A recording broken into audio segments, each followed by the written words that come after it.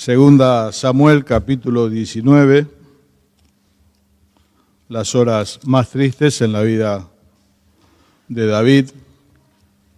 Al final del capítulo 18 se lo encuentra a David llorando la muerte de Absalón, de su hijo, uno de sus preferidos. El texto dice que el corazón del rey se inclinaba por Absalón. Y bueno, se estuvo considerando los jueves anteriores toda la rebelión de Absalón. Y a pesar de todas esas cosas, el corazón del padre continuaba esperando por ese hijo. Y se lo encuentra llorando y repitiendo: Absalón, hijo mío, Absalón, ¿quién me diera poder morir en lugar tuyo? Bueno, esto era imposible y es parte de la disciplina que él está atravesando desde allá del capítulo 12. Hoy recordaba aquel pasaje de Hebreos que dice, si soportamos la disciplina, Dios nos trata como a hijos. A menudo el Señor nos disciplina, dice el texto bíblico, para que participemos de su santidad. Lo hace con un propósito, no lo hace porque sí. Pero ¿de qué manera atravesamos esos procesos de disciplina de Dios? A veces nos rebelamos ante la disciplina de Dios. Y si hay algo para resaltar en la vida de David, es que él nunca se resintió con el Señor. Siempre entendió su responsabilidad, la justicia de Dios, que Dios hacía lo que correspondía. Él entiende la gravedad de los hechos que cometió. Dios le perdonó la vida, le dijo no morirás, pero la espada no se va a apartar. Y esto así fue. En el corazón de David, hermanos, encontramos mucha enseñanza para nosotros. Un corazón sencillo que no se resintió contra Dios. Cuando comienza el libro de Job, ocurren terribles tragedias, no por disciplina, sino por prueba. Pero dice el texto bíblico, con todo esto, Job no le atribuyó a Dios despropósito alguno.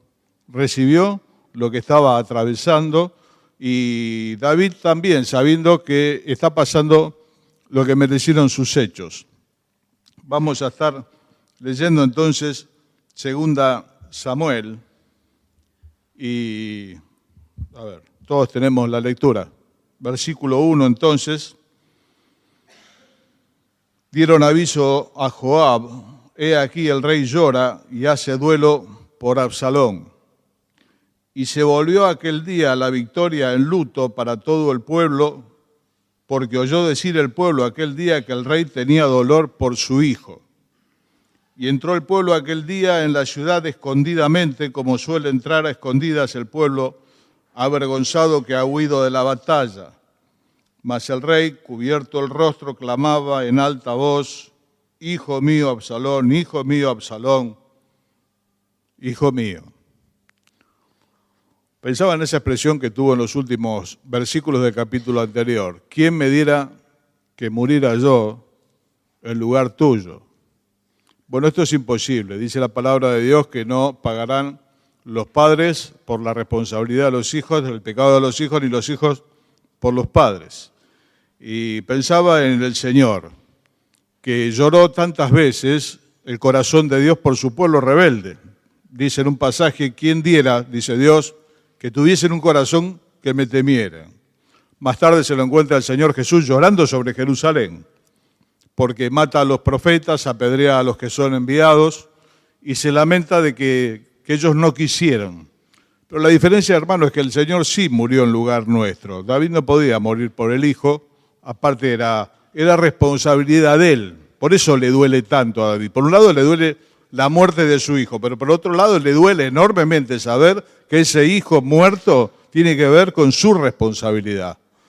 Hermano, el pecado jamás nos va a robar la salvación. Jamás, jamás. Ningún pecado que podamos cometer los hijos de Dios nos va a quitar la salvación. Lo que nos va a quitar es la vida cristiana. El bienestar familiar, el bienestar personal, todas esas cosas se pierden y se llora muchísimo. No es que el pecado nos va a hacer que Dios nos desampare como hijos, no. Acá es un pecado grave, no estamos hablando de una mentira, no estamos hablando simplemente de un engaño, estamos hablando de todo el pecado de David que fue muy grave. Le quitó su filiación con Dios, No, pero le destrozó su vida. Todo lo que llora David desde hace unos capítulos no lo lloró en toda su vida. Este es el tercer hijo que se le muere. Murió el bebé, que nació de aquella relación adúltera, después muere Amnón por violar a su otra hija, una hija violada, y ahora Absalón muerto. El hijo, el preferido, y él hubiese querido morir en lugar del hijo, pero no es posible. A los hombres no es posible. Para Dios sí fue posible y Él puso su propio hijo a morir por nosotros. ¿Quién me diera que muriera yo en lugar tuyo? Bueno, el Señor, hermano, lo pudo hacer por vos y por mí, verdaderos culpables. Acá David lo pide porque se siente culpable. Y hermano, tenemos que tener mucha atención los que tenemos hijos y los que van a tener hijos, que si queremos el bien de nuestros hijos, caminemos nosotros derecho. Porque cuando nosotros caminamos derecho, los primeros beneficiados son los hijos. Y cuando nosotros caminamos torcidos, los mayores, los primeros damnificados también son nuestros hijos. Y después se llora, y se llora mucho. Yo escucho muchos matrimonios a menudo en la charla llorar por los hijos. Y cuando se rebobina un poquito la cinta, hay una cantidad de errores en la vida del matrimonio que obviamente hicieron que ese hijo hoy esté lejos, ese hijo hoy no esté en el camino de Dios, o ese hijo hoy vaya a saber la cantidad de situaciones que está atravesando. Me decía un matrimonio hace 2 días en su casa, tengo un hijo de 30 años y está perdido, no podemos hacer más nada por él, entonces bueno, nosotros vamos a orar, Dios lo puede rescatar. Y ellos reconocieron una cantidad de errores que habían tenido, que habían llevado a ese hijo a esa situación. Por eso se siente tan mal David y llora como llora. Y le avisan a Joab, mirá que el rey está llorando por el hijo. Y aquello que fue una victoria, que pudieron sofocar la rebelión, para David fue una tragedia porque murió el hijo. En todo momento David le dijo, cuídenlo a Absalón, fíjense que no le pasa nada al joven Absalón. Y el sobrino Joab, evitando una matanza entre Israel, que se había rebelado junto con Absalón, y los de Judá, directamente fue al punto del problema. Era Absalón, estaba colgando del pelo, lo encontró justo, le dijo otro, matalo, dijo no lo voy a matar porque es el hijo del rey, dijo Joab no voy a perder el tiempo con vos, le puso 3 dardos en el corazón y los demás lo terminaron de matar. ¿Por qué? Porque Absalón era el problema, muerto Absalón se terminaba el conflicto. De la otra manera vaya a saber cuánta gente hubiese muerto en el enfrentamiento de la gente de David con la gente de Absalón enfrentándose, hubiese muerto un montón de gente y de haber vencido a Absalón, hubiese muerto inclusive David y toda la gente que estaba con él.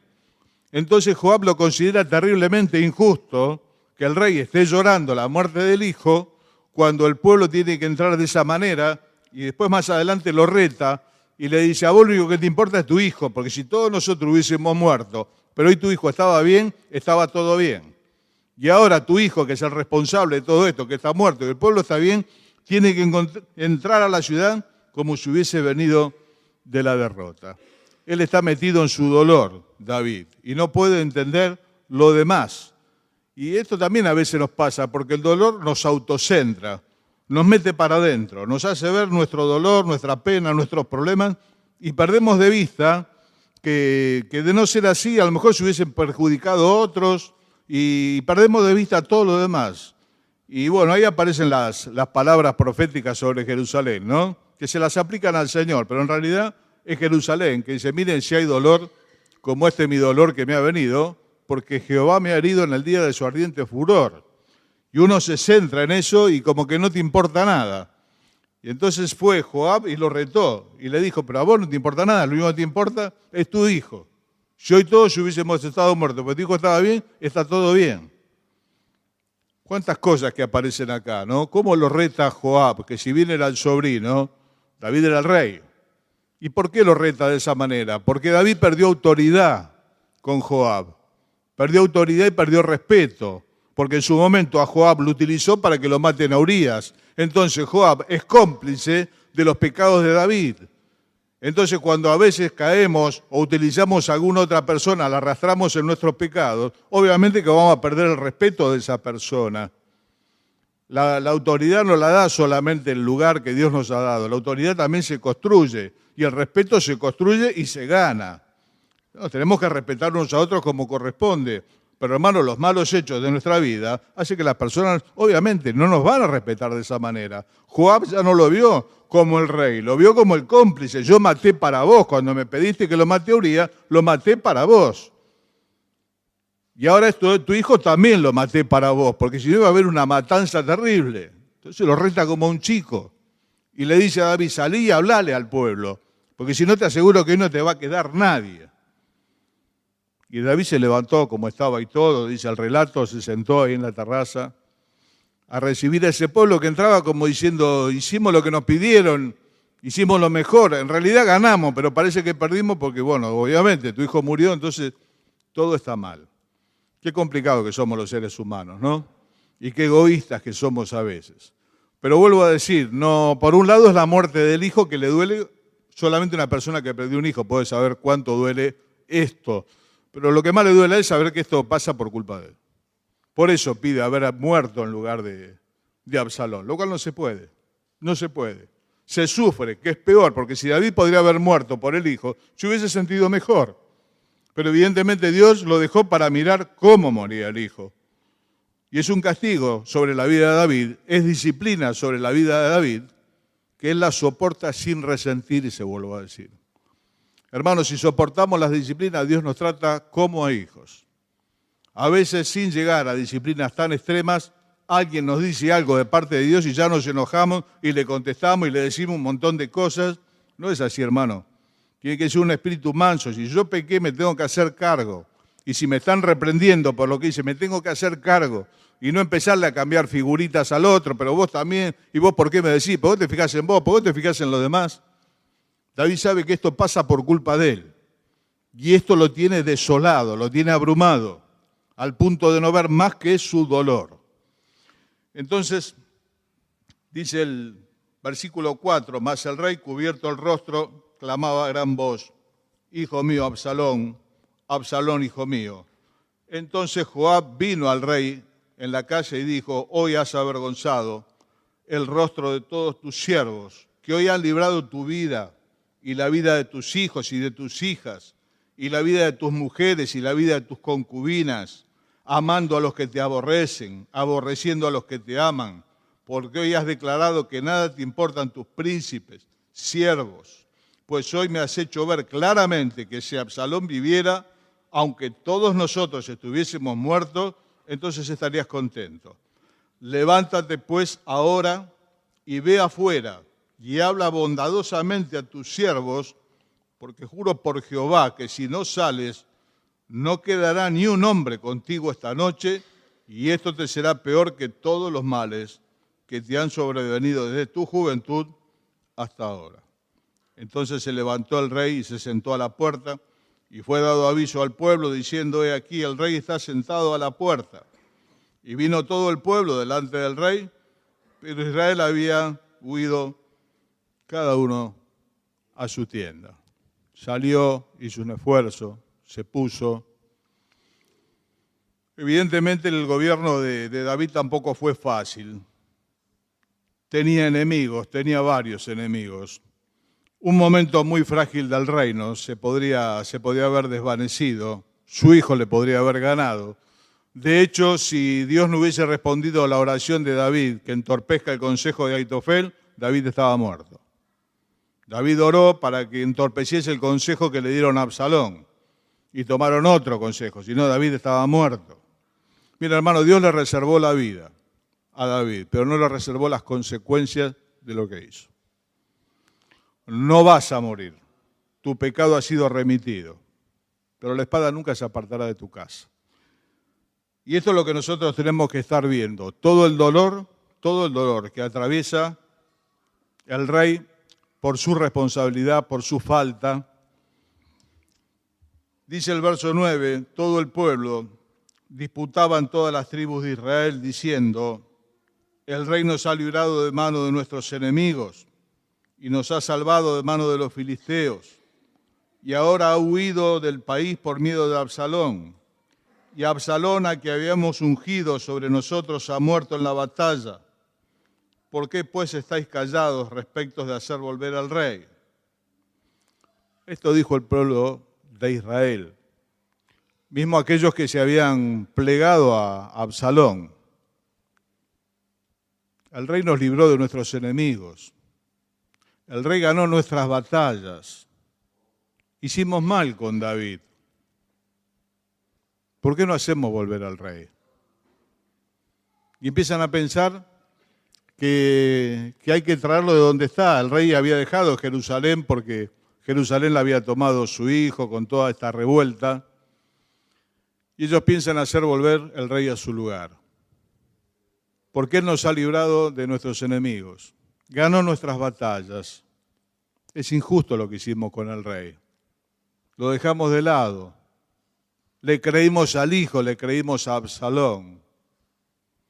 Y esto, hermano, me llevaba a pensar que a veces nosotros también dejamos al rey de lado por alguna cosa. Israel había cambiado la gloria de Dios por imágenes. A veces nosotros lo hacemos por un trabajo, por una relación, por el famoso bienestar, vaya a ver, por tantas cosas, pero el rey queda fuera. El rey no está en su lugar. Y luego nos va mal.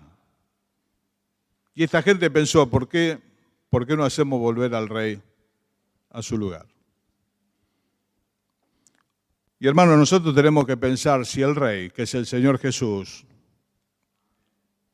que nos libró del enemigo, que nos libró de la muerte, que nos libró de la perdición, que nos libró del presente siglo malo,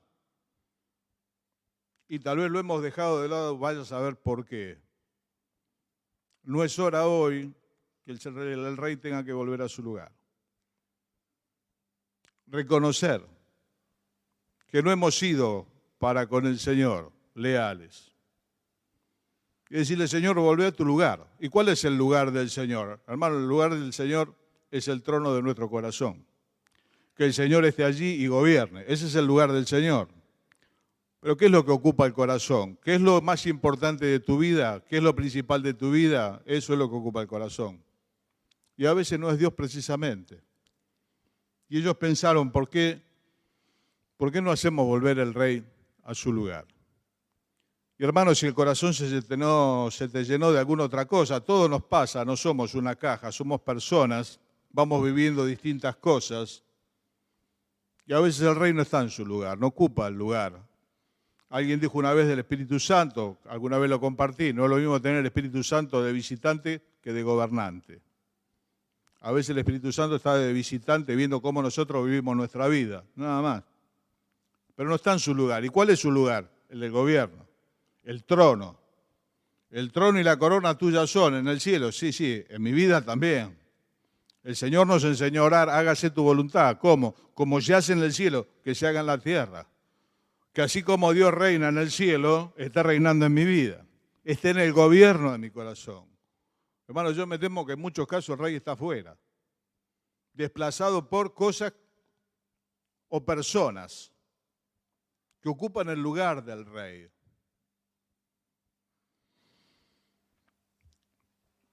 ¿Por qué pues calláis respecto de hacer volver al rey? Dice el verso 10. Y en el 11 el rey David envió a los sacerdotes, Sadoc y Abiatar, diciendo, hablen a los ancianos de Judá y díganles, ¿por qué seréis vosotros los postreros en hacer volver el rey a su lugar, cuando la palabra de todo Israel ha venido al rey para hacerle volver a su casa? Ustedes son mis hermanos, mi hueso, mi carne. ¿Por qué pues serán ustedes los postreros en hacer volver al rey? Vuelvo a decir, el rey no está en Jerusalén, tuvo que dejar por la rebelión de su hijo. Israel, las tribus de Israel están hablando de hacer volver al rey. Reconocen que se equivocaron yendo detrás de Absalón. Pero Judá no abrió la boca, y Judá es la familia del rey. El rey es de Judá, David es de la tribu de Judá. Y al rey le importa mucho su familia y sus más cercanos. Y él escucha que las otras tribus lo quieren traer y dice, y Judá todavía no abrió la boca. Manda a decirle a dos de los sacerdotes que están en Judá que le hablen a los ancianos del pueblo, si no es hora de que ellos sean los primeros en hacer volver al rey. Y hermanos, si bien el mundo tiene que recibir al rey en su lugar, es esta familia de Dios, es el Judá de Dios, que es la iglesia de Dios, lo primero que tenemos que hacer es volver el rey a la casa. Muchas veces queremos que la gente haga venir al rey a su casa, que invite a Cristo a su vida. Pero el Señor no gobierna acá en Judá. Judá es la casa del rey. Judá es la familia del rey, la familia de Dios. ¿Cómo el rey va a reinar en las otras tribus si no reina acá adentro, hermano? Estamos hablando de reinado. Te coronamos, Señor y Rey Jesús. Señor Jesús ya está coronado. El tema es coronarlo en la vida, tenerlo por rey. Y eso no es poca cosa, porque el rey dice, y al rey no se le puede decir que no. Son dos palabras que no pueden ir juntas. Señor, no, decirle al rey que no. Cuando el rey pide algo, corriendo hay que irlo a buscar. En una ocasión pidió agua del pozo que estaba en Belén y había una guarnición filistea en Belén. Se levantaron 3 de los suyos, de la guardia personal, fueron a buscar el agua a riesgo de su vida, se la trajeron en un balde. ¿Por qué? Porque el rey tuvo un vivo deseo de que le traigan agua. Y hermanos, yo lo que me temo es que el rey no reina acá en Judá. Y no digo acá en Rubel, digo acá en la cristiandad. Está más bien como el asistente de los cristianos.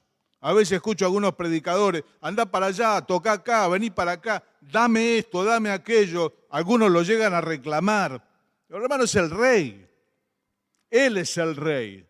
Y nosotros sus siervos. Y al rey no se le dice que no. Y el rey manda, y las personas van, y las personas vienen, y no discuten. Discutimos mucho con Dios, muchos de nosotros.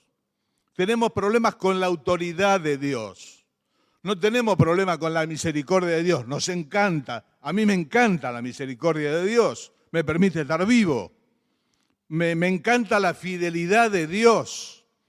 Hace que Él no retire lo que dijo acerca de mí y de mi familia. Claro que me encanta el amor de Dios. Aunque no lo llego a entender del todo, me encanta. Me complica mucho la autoridad de Dios. Sobre mi autoridad, sobre mi vida. Porque alguna vez, no siendo del Señor, también dije como muchas personas, mi vida es mía, la manejo como quiero. Dice la palabra de Dios que los cristianos ya no somos nuestros, que fuimos comprados por sangre. ¿Por qué sangre? Por la sangre de este rey, que no solamente es rey por creación, es rey por redención. Dios es rey independientemente de todo y además porque nos rescató, porque nos compró y tiene autoridad. Hermano, yo te pregunto, ¿tiene autoridad o el rey, tu rey, espera, como a veces espera mi rey? No, Señor, ahora no. No, Señor, no es así. Bueno, a mí me parece que no es tan así. Hermano, el rey reina. Hagamos volver al rey. Hagamos volver al rey esta noche. Y que él ocupe el lugar que tiene que ocupar. Y nosotros el nuestro, que es abajo, a los pies. Ese es nuestro lugar. Me gusta mucho la canción. Dice, a sus pies hay paz, gracia y bendición. ¿A dónde? A sus pies. Y él arriba. ¿Por qué? Porque es el rey. Él es mi rey. O cuánto yo le amo, dice la canción. Bueno, hermano, ¿y quién manda? ¿Qué pasa cuando Dios dice, esto ni aún se nombre? Lo hago igual. ¿Qué pasa cuando dice, deja de hacer lo que estás haciendo? Yo digo, no, después. Bueno, hermano, eso evidencia que no reina. Hoy en día los reyes no reinan. Allá está la reina de Inglaterra. Están viendo a ver cuándo se muere. Ya tienen preparado el funeral. La mantienen. Hay toda una pompa alrededor de la reina, pero gobierna el primer ministro. La reina no gobierna, que ni se le ocurra. Los reyes están de vista en el mundo. Ya la monarquía no es lo que era 2000 años atrás. Algunos países los conservan como una tradición, como una costumbre, como un adorno. El rey es un adorno. El que gobierna es el primer ministro, con el Senado, con la Cámara de Diputados. Y el rey, bueno, al rey ya le mandamos la plata, le mandamos el coche de lujo, puede gastar plata, vacacionar donde le guste, él y su familia. Puede gastar lo que quiera, lo que no puede es mandar. Señor, yo te canto, yo te doy lo que te quiero dar, te lo voy a dar, pero vos no te metas. Porque esta es mi vida. Este es el gran problema de la cristiandad hoy, en general. Acá y en todo el país, que es lo que yo conozco. No conozco otros países. ¿Cuál es el problema? Que el rey está de vista, hermano, que el rey no reina. El domingo te voy a dar canciones. Es más, traje unos pesos. Es más, voy a orar. Y por ahí, si tengo ganas, voy a hacer tal o cual cosa, pero es para vos. Hermano, yo te pregunto, ¿lo que el rey te pidió o lo que a vos se te ocurrió traerle? Porque te repito, en Inglaterra lo tienen de vista, en España también. Y así en otros tantos lugares. Son figuritas decorativas. No gobiernan. Y al rey le importa, a David, que lo llame Judá. Ustedes son mis hermanos. Ustedes son mis huesos. Y no me llaman. Me está por llamar las tribus de Israel, las 11 tribus, y ustedes no me llaman.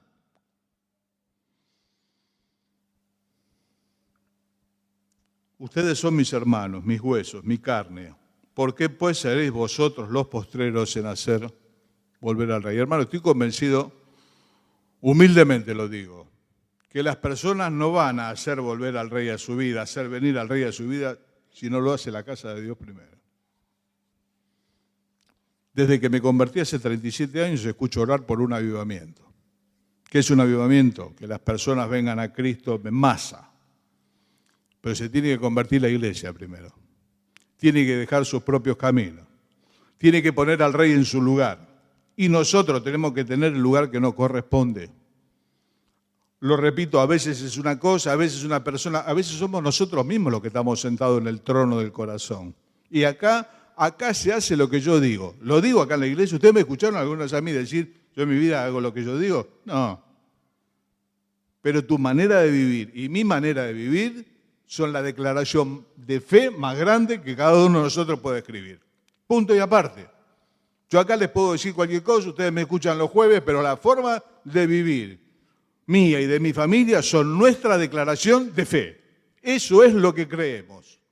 Por eso vivimos de esa manera. Entonces, cuando alguien no vive como tiene que vivir, evidentemente porque no lo cree. Su declaración de fe es mala. ¿Qué? ¿El rey no gobierna? Y el rey vuelve. Versículo 13, decide volver. Asimismo, díganle a Amasa, ¿no eres tú también hueso mío y carne mía? Así me haga Dios y aún me añada, si no fueres general del ejército delante de mí para siempre, en lugar de Joab. Amasa era medio pariente de David. Pero si ustedes recuerdan 2 capítulos atrás, Amasa se plegó a la rebelión junto con Absalón y fue el general de su ejército. Amasa debiera haber muerto por lo que hizo. Pero el corazón de David, que está tan destrozado, que está tan triturado por todo lo que le pasa, viene sin rencores, viene sin venganzas. Lo dejaron afuera, le hicieron mal. Como a José, ¿se acuerdan? Lo dejaron afuera, le hicieron mal. Después lo fueron a buscar a José cuando tuvieron hambre. Y José, figura del Señor Jesús, los recibió, los alimentó, lloró con ellos. ¿Por qué? Porque es un tipo del Señor Jesús, una figura del Señor Jesús. Y allí están los pescadores, toda la noche sin pescar nada. Y el Señor Jesús aparece en la playa. Y todos lo habían dejado solo. Dice que en la cruz y todos le dejaron. Y Pedro lo negó y todo lo que sabemos. Sin embargo, ahí de vuelta está el rey. Y está con un pescado que lo está cocinando. Sin reproches, sin rencores, sin venganza. Buscando el bien de los que le hicieron mal. ¿Cuánta enseñanza, hermano, tenemos para nosotros en estas cosas? Nosotros a veces nos resentimos con las personas cuando nos fue mal, cuando nos dejaron de lado, cuando no nos llamaron. Vaya a saber qué, nos olvidaron. Ahí está Pablo olvidado en 2 Timoteo 4. Está en Roma, tiene que enfrentar un juicio que le va a costar la cabeza, porque ese juicio fue donde le cortaron la cabeza, se la cortó Nerón. Y dice, en mi primera defensa ninguno estuvo a mi lado. Pero el Señor, me dejaron solo, el Señor estuvo a mi lado y me dio fuerzas que no les se ha tomado en cuenta, dice Pablo. Hermanos, yo quiero aprender de acá, que el rey esté en su lugar, que podamos tener la actitud del rey para los que nos lastimaron. ¿Quién no fue lastimado alguna vez? Todos fuimos lastimados alguna vez. Y todos hemos lastimado alguna vez. ¿Y cómo se vuelve a la relación? Se vuelve sin rencores, se vuelve sin venganza, se vuelve sin amenazar. Mirá, así yo vuelvo, pero se vuelve sin pero. Así vuelve David. Y hasta comete un exceso con Amasa. No solamente le perdona la vida, lo pone por rey, por general del ejército en lugar de Joab. Porque ¿qué pasó? Joab mató al hijo y lo reemplazó por Amasa. Es una equivocación. Pero este proceso de venir sin rencores y sin venganza continúa en el verso 16. ¿Quién aparece en el regreso del rey? Porque está volviendo, va a cruzar de vuelta el arroyo Cedrón para llegar a Jerusalén. Simei, hijo de Gera, hijo de Benjamín, que era de Baurín, se dio prisa y descendió con los hombres de Judá a recibir al rey. ¿Y quién es Simei? Y Simei es el que le tiró piedras y lo insultó cuando se iba. Cuando Absalón llegaba a Jerusalén, el rey decidió salir con toda su gente. Y Simei, del otro lado, lo insultaba y le tiraba piedras. Y le ofrecieron ir a matarlo. Y él dijo, no lo hagan. Por algo lo hacen, lo tomó como de Dios. Dice la Biblia, honra del hombre es pasar por alto la ofensa. Honra del hombre es pasar por alto la ofensa. El rey pasó por alto la ofensa cuando lo insultaron. Y ahora que vuelve, y que vuelve vencedor, como diciendo, ahora me llaman. Nosotros diríamos que ahora me llamás, ¿no? Ahora querés que vuelva. Ahora vas a volver con mis condiciones. Tenemos un montón de cosas para decir, de amenaza, de tantas cosas más. Y aparece Simei ahí queriendo a ver si la arregla. Y hasta el versículo 22, el rey le vuelve a perdonar la vida. Porque de vuelta, uno de los que están con él decide, deja que lo mato. No, dejad. No sé yo que soy rey sobre Israel, a mí no me hace falta matar a nadie, marcarle la zona a nadie. Él sabe que es el rey de Israel. Y hermano, cuando la persona es rica, en este sentido, puede tener esta generosidad. Pasa por alto la ofensa y le perdona la vida a Simei. El regreso del rey. Lo mejor que nos puede pasar, ¿no? ¿Cómo vamos a recibir al Señor, hermanos? Si el Señor no estuvo reinando en el corazón, lo tuvimos afuera. Y el Señor viene así, como los buscó a los de la playa que no habían pescado nada, hermanos, sin reproche. ¿Por qué? Porque te quiere, porque me quiere a mí. No sé decir, dice el poeta, porque el Señor de gloria amara así a los hijos de Adán. Yo siempre espero un palazo. Me sentiría mucho mejor con que me parta la cabeza de un palazo.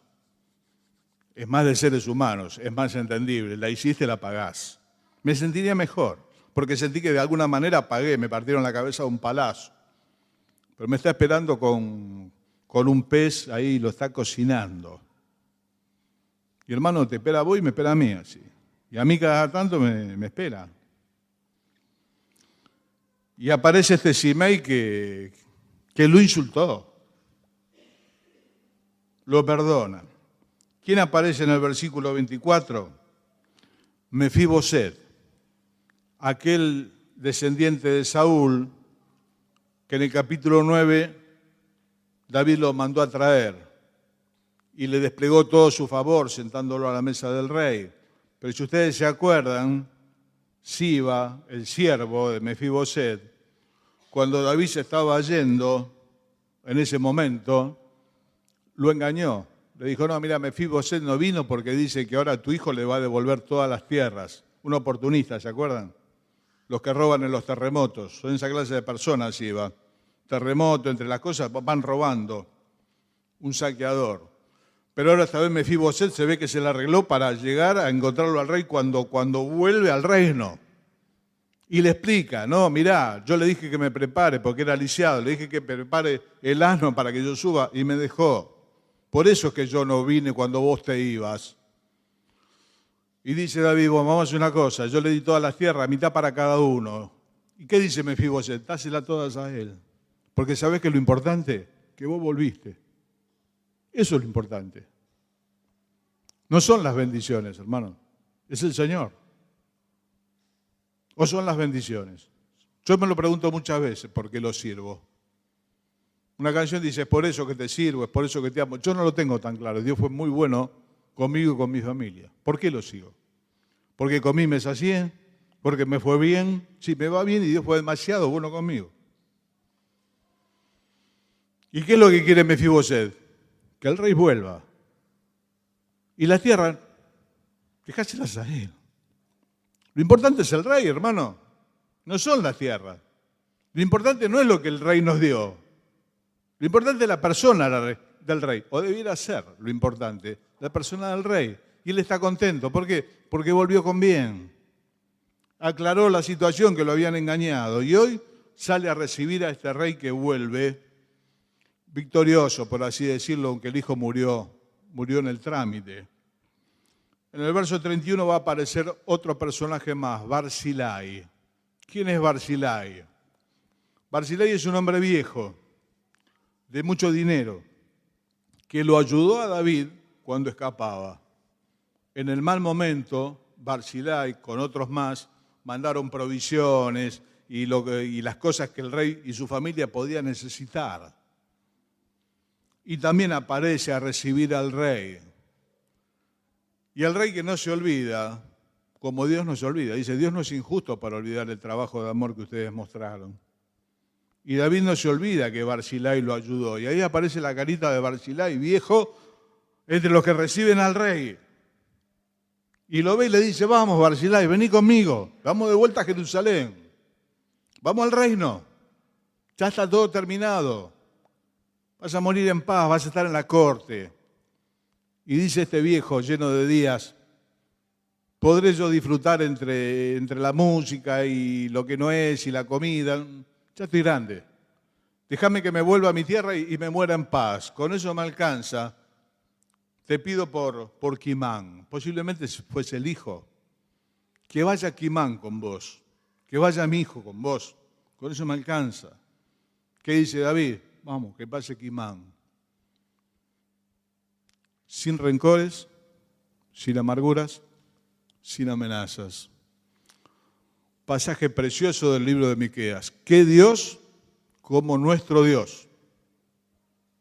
Que perdona la maldad y olvida el pecado del remanente de su heredad, porque se deleita en hacer misericordia. Por eso David es una figura borrosa. Cuanto más el Padre, hermano, que está en los cielos. Vuelve el Señor a Judá, te equivocaste. No sé si te equivocaste como Simei, como Mefiboset, no sé. Pero el rey está volviendo y lo salen a recibir. Y el rey no se olvida.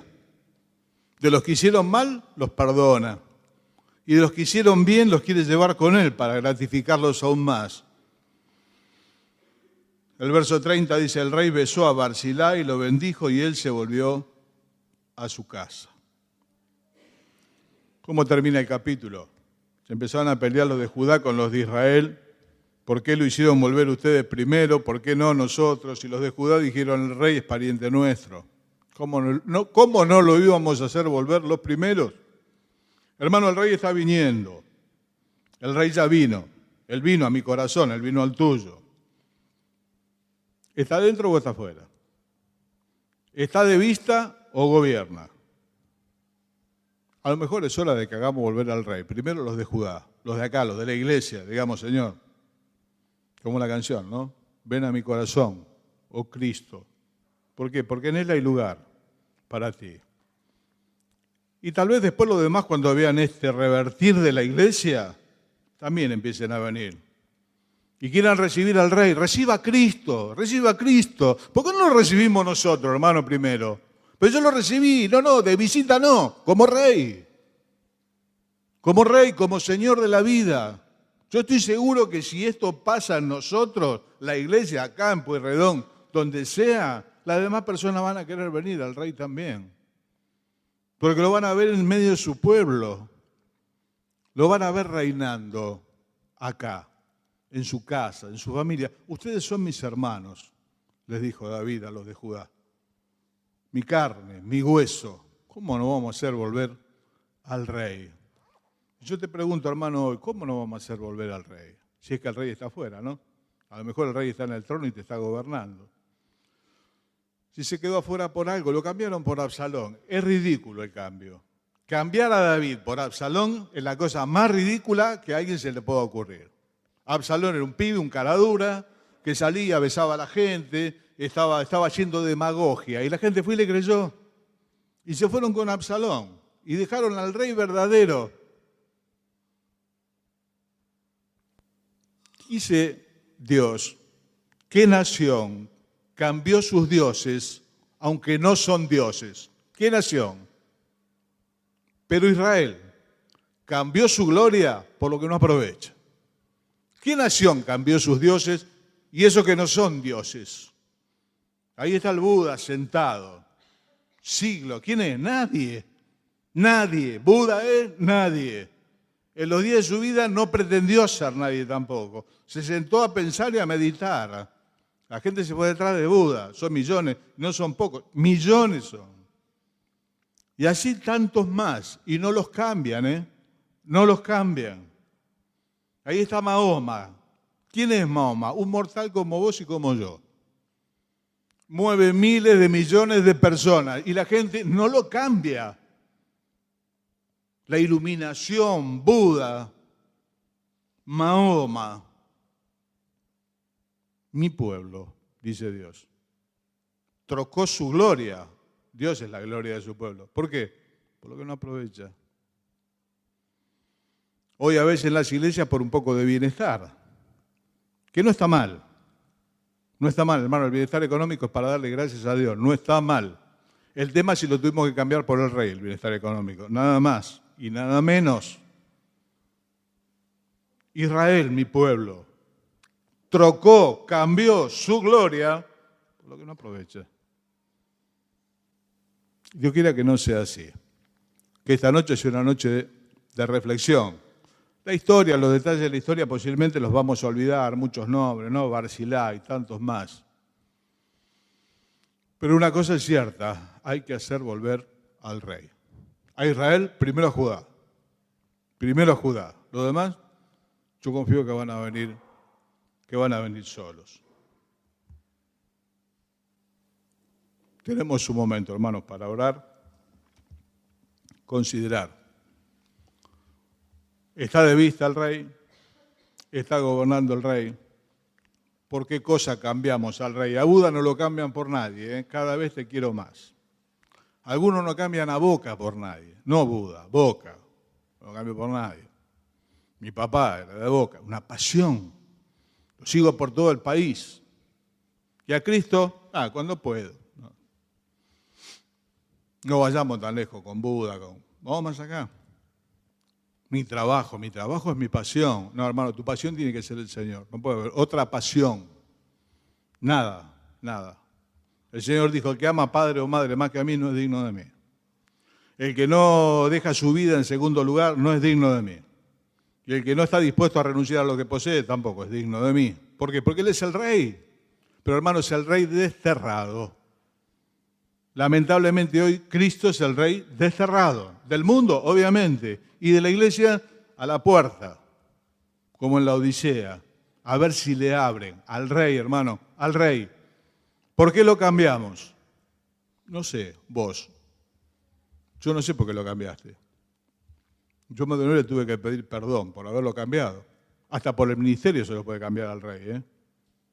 Ministerio cristiano. Más importante la obra de Dios que el Dios de la obra. Sí, yo más de una vez tuve que pedir perdón por eso. Alguna vez se lo cambié por el ministerio. Tenía tiempo para el ministerio, para el rey no tenía tanto tiempo. Pero es para el rey el ministerio, sí, pero el rey quiere estar conmigo. Omar, vos que das tanta fecha, ¿por qué no me acordás una para mí? Pasate un fin de semana conmigo, ya que vas a tantos lugares, también quedate conmigo alguna vez. Pero decís, mirá que es para vos. Sí, no importa. Pero el Rey nos quiere a nosotros, hermanos. El Rey nos quiere a nosotros.